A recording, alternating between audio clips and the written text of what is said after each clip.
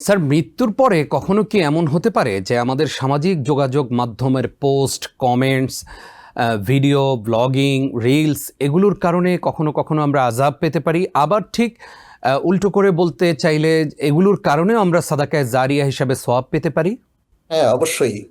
আমাদের সোশ্যাল নেটওয়ার্কে আমাদের কথাবার্তা, আমাদের লেখা, আমাদের মানে ভিডিও, এসব কিছুই তো আমাদেরই কাজ, তাই না? জি, জি, আমরা যদি ভালো কাজ করি, দাওয়াতি কাজ করি, আমার কথাগুলো যদি কল্যাণজনক হয়, মানুষের জন্য উপকারী হয়, তাহলে তো অবশ্যই এটা সাদাকায়ে জারিয়া হিসাবে থাকবে।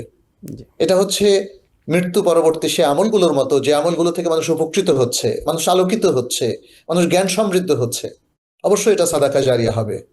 আর উল্টোটা হবে, যদি আমরা ফেসবুকে কিংবা সোশ্যাল নেটওয়ার্কগুলোতে খারাপ কিছু রেখে যাই, আমরা যদি ভালো মানুষদের অন্যায় সমালোচনা করি, আমরা যদি খারাপ কিছু শেয়ার করি, আমরা যদি অশ্লীল কোনো কিছু শেয়ার করি, আমরা যদি মিথ্যা কথা লিখি, মিথ্যা কথা বলি, তাহলে এটা গুনাহে জারিয়া হয়ে যাবে।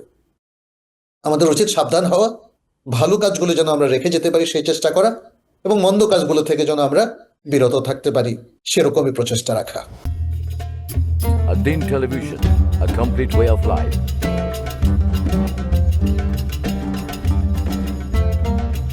প্রিয় দর্শক, ধন্যবাদ আদ্দিনের সাথে থাকার জন্য।